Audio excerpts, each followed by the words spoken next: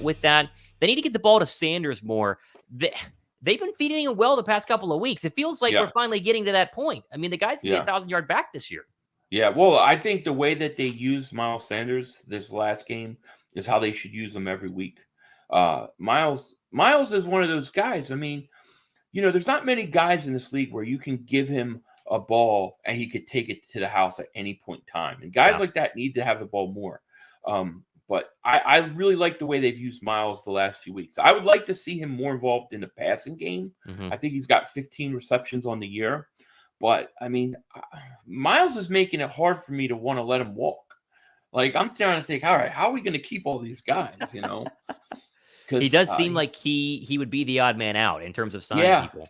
Well, yeah, and the thing is, he doesn't. If you really look at his college career and his pro career, I don't think he's got a lot of tread on the tires. Yeah, I think he's still got a good 5 years left. I saw these numbers earlier. I mean, he has 900 yards rushing. He's top 5, which nobody's talking about. Look how many less carries he has, right? Like Saquon has 224. He has 92 more yards. Miles is at 177. Like, if you were to actually kind of, factor this out and give him the same amount of touches as Barkley or same amount of touches as Josh Jacobs, he's the rushing champ right now. Now, Josh had like 400 yards this past week, and so that's kind of why he's up here at 1,100. But he would have more yards than for sure Chubb and for sure Barkley if he had 30 more carries, which is what they have right now, which is crazy. Yeah. I mean, even like last year where people said he had an off year, he still averaged 5 yards a carry. Yeah. His averages is always up. So, I mean, Miles has been fantastic. I would like to see them use him like they did last week. Yeah, I totally agree. But I do think, like you mentioned, signing people, I mean, I love them, but you start going, would you rather have Miles Sanders or James Bradberry? And it's like, well, I'd rather have James Bradberry, right? Yeah. And that's the whole problem. You go through this list, and now maybe one of the older pass rushers, you don't, BG walks, or, Fletcher Cox, of course, is not going to come back. Maybe you free money up there. But if you start going to Miles versus him, it's like, I could just draft a running back and pay him nothing and be okay.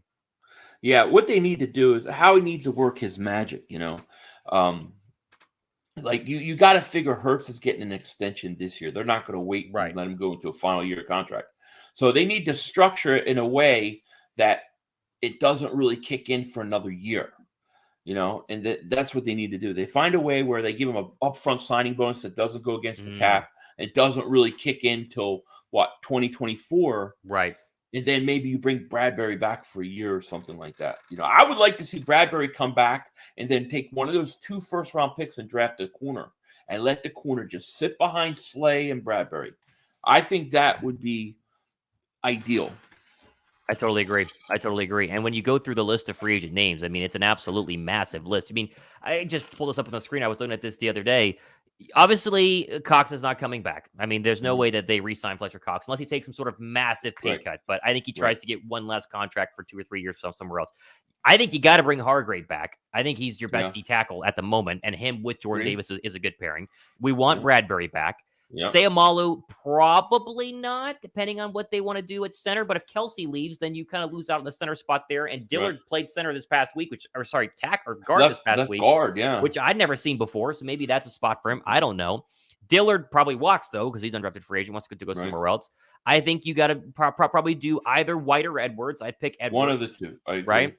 Scott's gone. Pascal's gone. We just talked about Sanders. Toth doesn't matter. Shashray doesn't matter. Minshew doesn't matter. Epps is going to be a decision, but I think you probably keep him for cheap unless you want to draft somebody.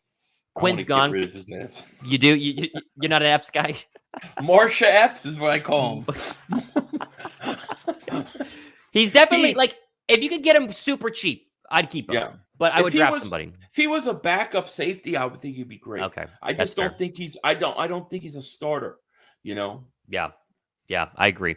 Quinn has been the worst trade maybe ever for Howie Roseman. The guy is completely non-existent. That really surprised me a lot. Yeah. Yeah, that's surprising.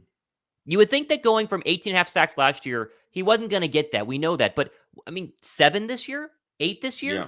He doesn't have one as an Eagle. I mean, he's done nothing. And if he has one, it's like a half sack that he barely got because he was holding the ball. Joseph is gone. Sue is obviously gone. They're for sure going to re-sign C.J. Gardner. He has to be your number one. For sure. Because of his age. He has to be the number one guy that you sign first, to me. I agree. 100%. Um, Yeah. let's see some of these questions. Do you think? What does this say? Do you guys think they're saving Sermon for later this year? They're not saving him. They're just not using him. I don't understand it. Yeah. I liked what I saw in like 2 carries, but I mean, I think and I believe that they still need a bigger back. Hmm. And I really, listen, I don't mind that Jalen Hurts runs, but when you keep putting him in those 3rd and 1s and every time it's a quarterback sneak, you're just risking that somebody's going to fall on his knee or something like that. And you do that because you don't have a short yardage back. Right. So that bothers me, and I was hoping Sermon would get a chance to play. But I was I was there at the Jag game, so maybe it's just because I was there that they decided to use him. They haven't used him since because he got those 2 carries, and I went, "Who is that?" And then I realized it's Trey Sermon. Yeah. Again, it's hard to sit here as somebody who has never been in the locker room, who is not at practice every day, who's not getting to watch Trey Sermon in practice and go, "Oh, well, they 100% should use him. He's so good," because he did get cut and he's not playing right now. But you would have to figure he's doing something to not get on the field. He's doing something to the point that Boston Scott is getting carries on 3rd down and 3 instead of Trey Sermon. Because we like Boston Scott. We appreciate him. I like Gainwell. We appreciate him.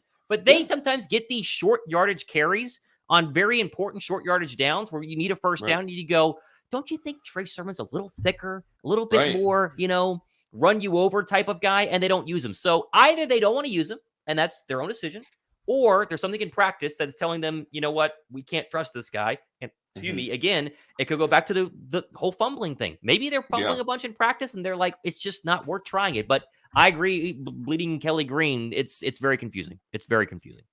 Yeah, no, it is. It is. But like you said, we don't know what's going on in that locker room. Nakobe Dean not playing is BS. That's on Gannon. I don't know if it's, again, I mean, I think Kaiser White and Edwards have played pretty high levels. Yeah. So it's kind of hard for me to see how they could fit him in. I'm a little more patient with that. Like, I think you give him a year and let's see where he is. Because I think he plays more next year. And that goes on the idea that White's a free agent. You could just let him walk and not have to pay him. And then 100%, just waltz him in there as a cheap starting outside linebacker. Jadis Young says, tell 500 good, said hi. Okay, there you go. Hello. Buddy? Got that one. Let's see here.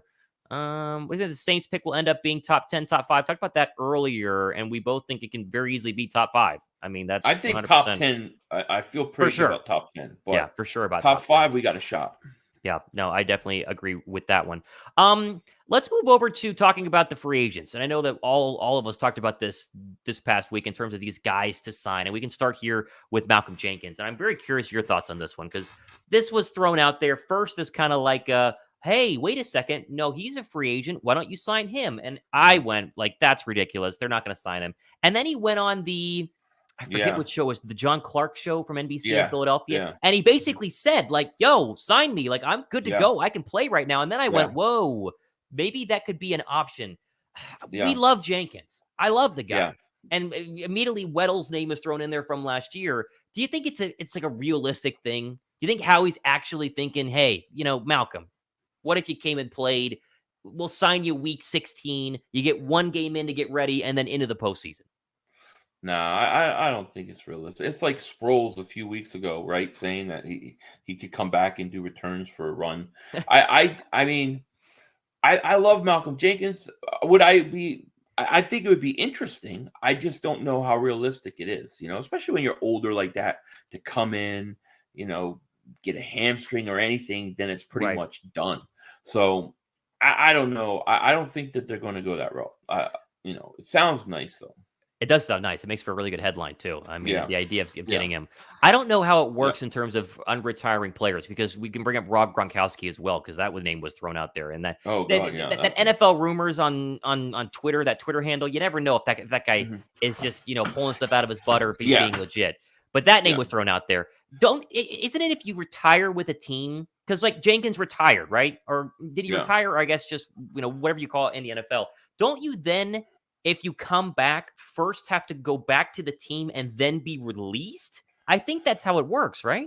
Yeah, I think if you're under contract. I don't know what terms of his contract were. To me, I thought his contract was up and he retired. But I don't know what he had left. But I always thought it was that too, because I remember back in the day where Barry Sanders retired, and then there was talk that he was going to come out and go somewhere else, but the Lions wouldn't trade his rights. So they Right. obviously had control of it. So you might have to trade something for him to a New Orleans if he retired, while under contract. Yeah, I'm looking at it right here. It was a 4-year, $32 million deal that went through 2023. So in that case, you would, right? Yeah, I would think they would have to then work out something with New Orleans. Okay. Yeah. That makes sense. I'm That not makes sense. positive, but I think so. Yeah, that is one thing I'm not very. Have the Eagles ever had somebody come out of retirement for them? I'm trying to think. I don't think that they have. Come on, retirement for them. I'm trying to think. No, I'm I don't remember retirement. I remember guys at the edge of retirement, but Right. not. See, now Gronk is a free agent because Gronk was on a 1-year, $8 million deal with the Bucs. I actually think that's more realistic. You do? Yeah, I thought that was more realistic than Malcolm Jenkins because Jenkins retired. Gronk, he retired too, but he's already come out of retirement once, right?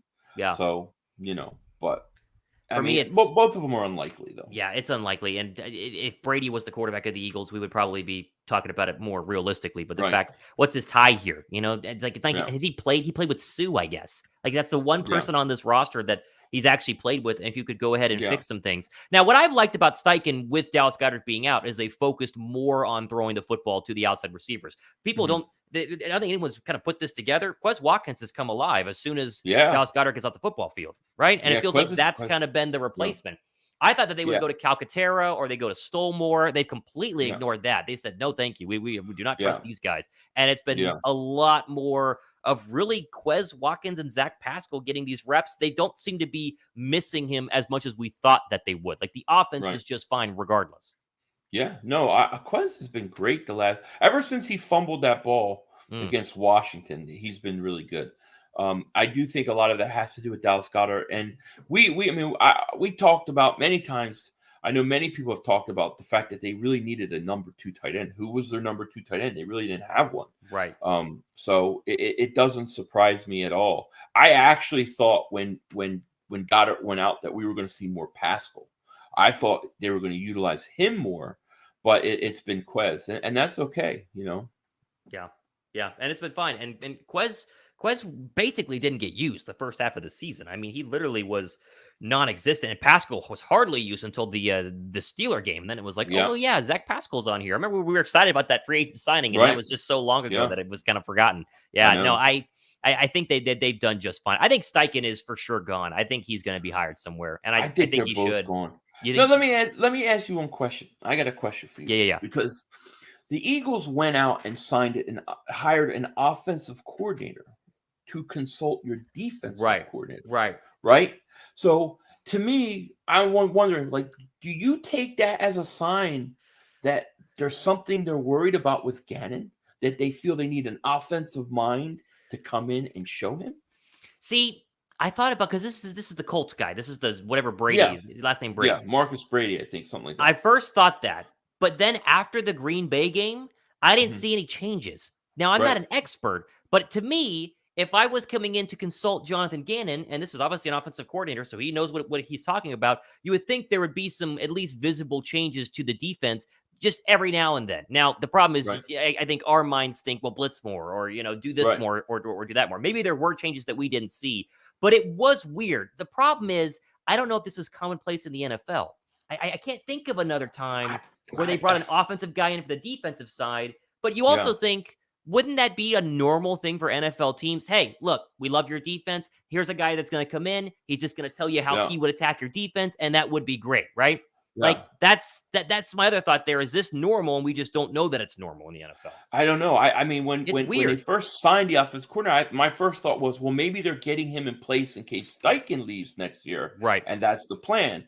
And then you find out he's working with the defense, and I'm thinking, wow, they went out and they signed Joseph and Sue in 1 week. Now they're bringing in a coordinator. Maybe they're a little concerned about Gannon in some way.